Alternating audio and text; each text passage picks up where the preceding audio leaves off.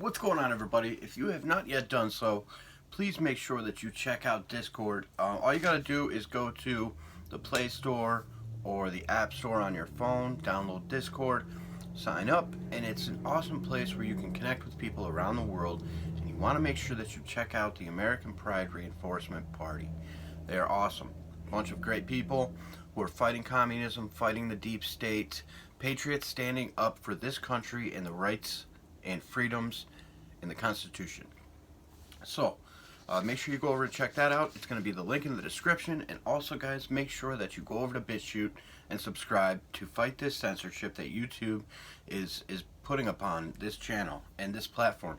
And you know, I'm a believer in the Constitution. I fight for freedom. I'm a believer in the freedom of speech. And they are trying to silence me every turn that I make. So please go ahead and head over to BitChute. The link's in the description, and you can click on the link. It'll take you right to the BitChute page, and then you're just going to subscribe over there, where they don't censor as much, I don't believe. But yeah, make sure that you do that, guys. Please. Alright, let's get started with this video. Warning. Any advice or opinion given in this video should not be taken seriously. We are not medical professionals, and we highly recommend you take the unfactual, ridiculous advice of the expert overlords on TV. Given that's how we live it, don't be mad at the system, it's simply how we've existed. I hear a lot of people talking like they politicians and choose to be an accountant because it's safe in the business. What's going on, friends? How are you? Welcome back to the Swamp News Network. I am your host, Ian Ovens. I hope everybody's having a wonderful day. It is December 16th, 2020, and we have a great episode coming up for you guys. Today we will be talking about Kamala Harris promising no punishment for violators of Biden's 100-day mask mandate. Missouri Senator Josh Hawley stating that big tech is going to run the Biden administration. Jeffrey Toobin is still cranking it, if you know what I mean, out at CNN as another accusation surfaces. We will be informing you that we now have a black and a regular national anthem. We'll be going over the amount of money that will piss you off. It's going to piss you off. That the elites have made off of COVID. And last but not least, Joe Biden stating his son Hunter did nothing wrong. And then we're going to wrap it all up. Of course, every episode we wrap it up with the tweets of the day. Let's get it. Alrighty, guys. Let's get right into it. I hope you guys are having a wonderful, wonderful day. I know I already said that, but I like to say it a lot because sometimes, like, I'll be having a real shitty day, be going around and just pissed at the world. Somebody will be like, you know, how's your day doing? Take the time to stop to ask me how my day's doing. It means a lot to me. So I hope you guys are having a great day. Let me know in the comments how your guys' day is going. Because I want to know. If you guys live on the East Coast, we got a snowstorm coming. Like a lot of snow, foot of snow, supposed to be. But let's get right into the news, guys. We got Kamala Harris promising that there will be no punishment for violators of Biden's 100-day mask mandate, which I didn't see that Biden had put out a 100-day mask mandate because I don't really follow the man too much. I don't believe in his office of the president-elect. You know, I'm not going to contest that he's the president-elect. Of course he is. He claims it, so he is. But I researched, you know, office of president-elect because I wanted to see what other presidents had, you know, claimed that before January. And the only other one I can find is Obama claimed it in November, end of November, I think, into December. But Trump didn't claim that until January. All the other presidents, as far as I can tell. So it's just very weird, guys. Very, very weird. It's just a show, it seems like to me. He's got this board behind him thinking that he's just big shit or something. And then we got Kamala coming out and saying that she promises, which we thank you so much, Kamala, for letting us know that there will be no punishments for us people who aren't wearing masks, because we're not idiots. But anyway, I can't stand, guys. I really can't stand the fact that the government thinks and believes that they have this much control over our lives. They are way overextending their reach, and we need to smack back and let them know that it's not going down like this. You guys are not going to invade our lives. We pay you not to control and dictate our lives. We pay you to uphold the Constitution, and that's it. Do your job while upholding the Constitution, and that's it. Which none of us really know what their job is. You know, they're just getting paid shitloads of money for no reason. And then of course their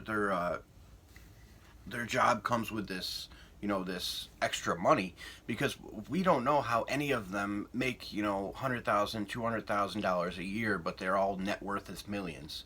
We're not sure how that's possible. Oh wait, China. Oh, China, yeah. Okay, anyway.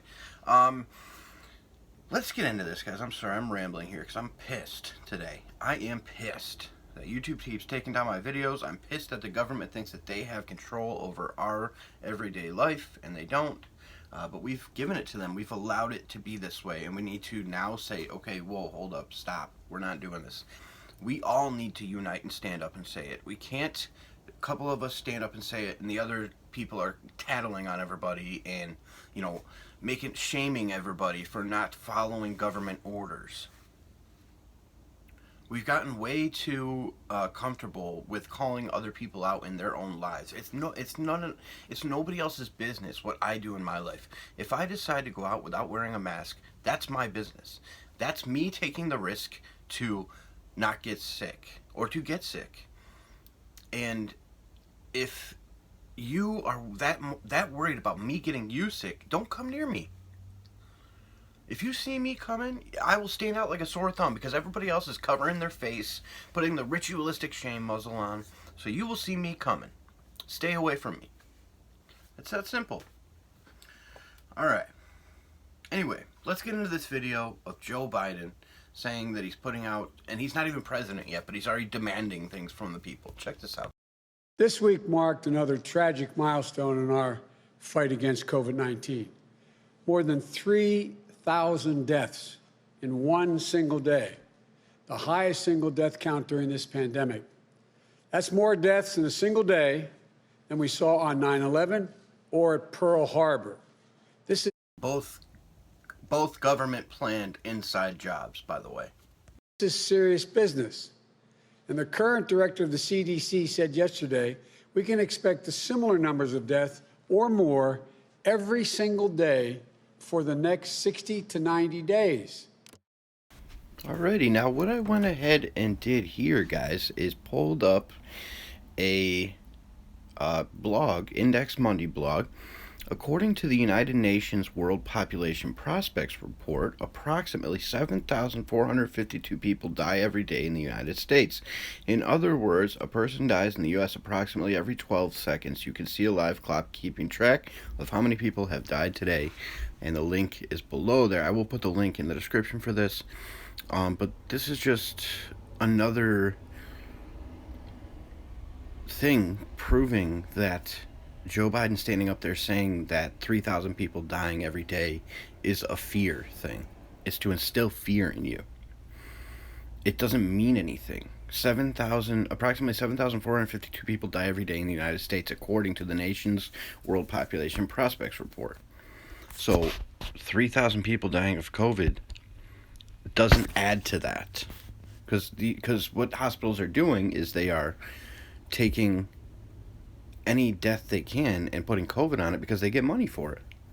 So I don't really like politicians at all at this point. I don't really trust them, but and I don't know much about Senator Hawley, but he seems like a good dude. He seems like he's fighting for the right things. But my past experience with any politician is anything coming out of their mouth is a lie, which obviously here he's telling the truth, but I'm sure at some point in his life he has deceived the American people. I want to believe that there's great patriots, senators, governors out there, but I have a hard time not believing that they're all corrupt and are all part of the swamp, all part of the deep state. But we got to move on, guys. Let's hit our next story. Jeffrey Toobin. Yes, the man who was caught cranking it on a Zoom call is still employed at CNN after they told us that he was going to be let go as another accusation surfaces. CNN's chief legal analyst, Jeffrey Toobin, was caught masturbating during a work-related conference call, and now a second accusation has surfaced. CNN has still not suspended or fired him. Toobin got caught during a Zoom call back in mid-October. At the time, he was participating in a video conference with his other employer, The New Yorker, and a number of Toobin's colleagues, including women, saw the 60-year-old shaking hands with Mr. Winky. The New Yorker fired him for the equivalent of trying to get away with buffing the vampire slayer under the table during a board meeting. In fact, CNN has declared that what Toobin did an accident, as in, oops, I accidentally unzipped my pants and then accidentally pulled out my penis and then accidentally auditioned the hand puppet while a work call was in progress. It could happen to anyone. Who among us? The accident is forgetting to zip your fly. An accident is forgetting to zip your fly. This was no accident. It was reckless, beyond reckless, in my opinion. Lisa DiPaolo, a former colleague of Toobin's, has now come forward and says that in 2003, Toobin left her a voicemail describing the sex act he wanted to do to her. Gee, what a shock coming from the man who in 2008, and while married, knocked up Casey Greenfield, a colleague's much younger daughter, pressured her to have an abortion, and after she refused, he then refused to acknowledge or support the kid, even after a judge told him he had no choice. When Casey wouldn't have an abortion, Jeff told her she was going to regret it and that she shouldn't expect any help from him, claims another source. Greenfield underwent a risky DNA test while pregnant, but Toobin didn't provide his sample and stopped talking to her. According to sources, on the day she gave birth, Greenfield emailed Toobin, inviting him to meet his son, Rory. A source says Toobin didn't reply. Toobin ultimately cooperated with the DNA test that proved that he was Rory's dad in February. A Manhattan family court judge ordered him to pay child support when he refused to pay the full amount, says sources. Greenfield's lawyer threatened to notify his employers and garnish his wages. Toobin then paid up. Naturally, this is all coming on the heels of this week's elite media campaign to rehabilitate Toobin. By the way, a lengthy New York Times piece, one that in so many words says, come on, he's one of us. Is what he did so bad? Hey, those of you who want to give Toobin another chance, how many of you have fired a nanny for being late, or got a waitress fired for getting your order wrong, or demanded to speak to someone's manager? Raise your hand. So, why are we letting this guy get away with all this shit?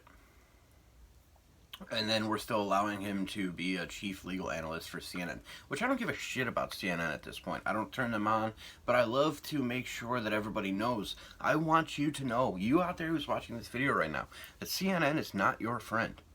If you go over to Project Veritas right now, you can see all the tapes, the behind the scenes of what they're talking about. Weaponizing 9/11, weaponizing COVID, fear-mongering everybody. That's what they do. They don't give you the news. They give you a biased opinion of what they want you to think. And then they expect you to think, sit there and think it, and not allow you to think for yourself. Do not watch CNN at all. We got to move on, guys. All right, we got Michigan Electoral College begins with the Black National Anthem. Yes, that's right. I said it, the Black National Anthem. Check this out, guys. Now please remain standing for the national anthem and the Black National Anthem by the Turner sisters, Jalea and Jamila Turner. Lift every voice and sing till earth and heaven ring, ring with the heart. Guys, I'm sorry. And I'm sorry if this offends anybody, but I have zero respect for anybody who partook in that right there. I have zero respect for them. What are we going to do when white people want to sing the Black National Anthem, or Hispanic people, or Asian people, or Indian people, or Native American people? What are we going to do?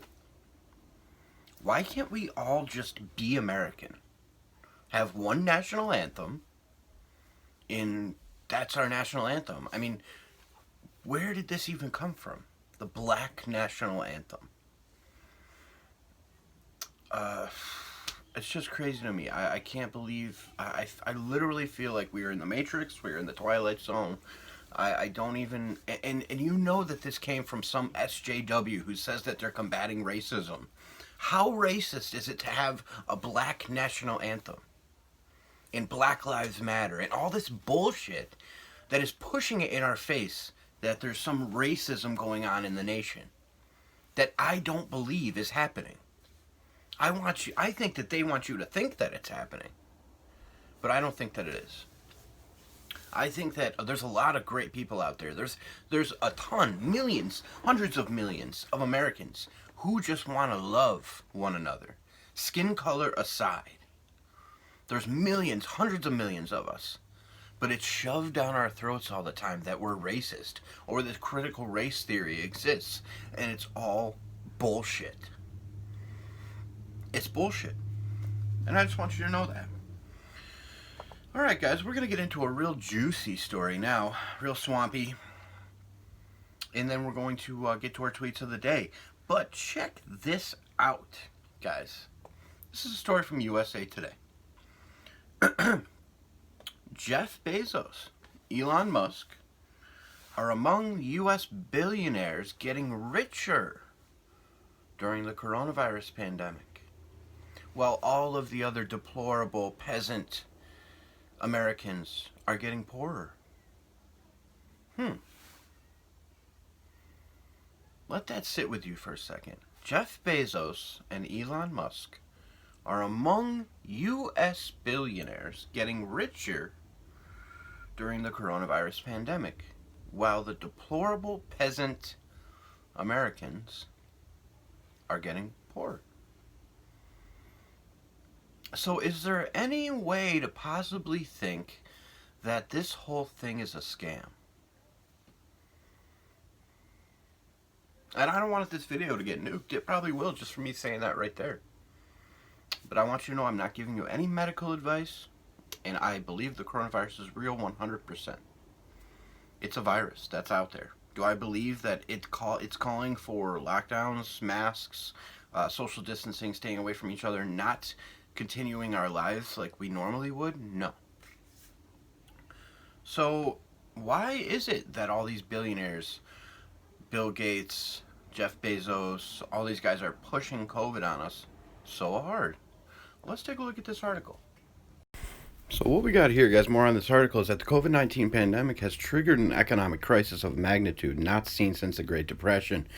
In the early months of the pandemic, as local businesses across the country closed, tens of millions of Americans lost their jobs. Now, more than half a year later, more than 11 million Americans remain unemployed, and many shops and restaurants will never reopen. Here's a look at American businesses that might not survive the coronavirus. And to me, it's very saddening, guys. The article then goes on to say that the recession ushered in by the novel coronavirus has not meant economic catastrophe for everyone, however. In fact, in the months since the virus reached the United States, many of the nation's wealthiest citizens have actually profited handsomely. Over a roughly 7-month period starting in mid-March, a week after President Donald Trump declared national emergency, America's 614 billionaires grew their net worth by a collective $931 billion. The article then just goes on to say that the vast majority of people on this list are high-profile executives or founders and investors at publicly traded companies, and much of their wealth is invested in the company with which they are associated. And though the U.S. economy is facing its worst economic and health crisis in over half a century, the stock market has fared relatively well. Since the market crash in mid-March, the Dow Jones Industrial Average has surged, appreciating in value by over 50% as of mid-October, even reaching new record highs. Here is a look at how the COVID stock market crash compares to others in history. Notably, many of the billionaires on this list are associated with technology companies, and many of those companies have done especially well during the pandemic. The tech-heavy NASDAQ Composite Index reported even stronger growth than the Dow in recent months, surging by about 66% from mid-March to mid-October and generating billions of dollars for major shareholders in the process. So I'm going to show you couple other guys who are pushing the COVID, theme, and we'll see how much money they've made in this year. Check this out. So here's Mr. Jeff Bezos, who owns and operates Amazon, where when you're trapped in your house, you can order stuff you need offline. And he has generated $90.1 billion since the pandemic started. His estimated net worth was $113 billion in March 18th, 2020. Now it's $203 billion, October 13th, 2020. That's sickening. And then we've got another one. So here we have Mr. Gates, who owns just over 1% of Microsoft after selling or donating much of his stake in the company so that he could become a medical expert. And he gained $20 billion from March 18th, 2020 to October 13th, 2020. $20 billion. So I don't know about you guys, but I'm really sick and tired of the pandemic being pushed down our throats, and it's all for money, in my opinion.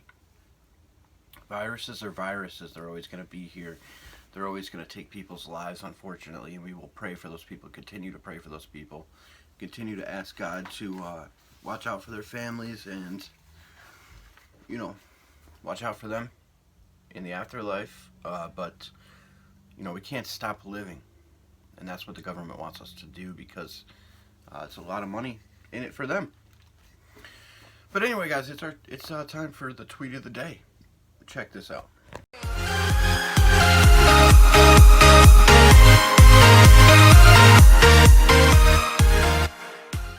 So Lionel from Lionel Media stated that America has lost its guts, its balls, and its spine. We are pusillanimous and impuissant. We are through as a nation, but we can tweet like a mofo. Alright, unfortunately, guys, that is all the time that I have with you tonight. I hope everybody enjoys their night. Everything's always working out for us, guys. I like to bring you this truthful news that other news stations won't.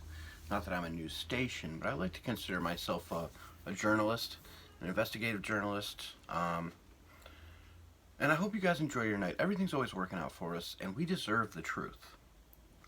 We cannot just sit back and allow our country to turn into shit. I love our country. I love our land, and I know you guys do too. So we need to stand up for it. We need to take her back. She's lost. Democrats have taken her over, and they are pieces of shit. So I hope everybody enjoyed. Have a great night. I salute you. You can find us all over social media. I'm going to leave the links below. You can also go over to Discord, check out the American Pride Reinforcement Party if you want to fight communism and the deep state. I love everybody. I salute you. I will see you guys tomorrow. Peace out, everybody.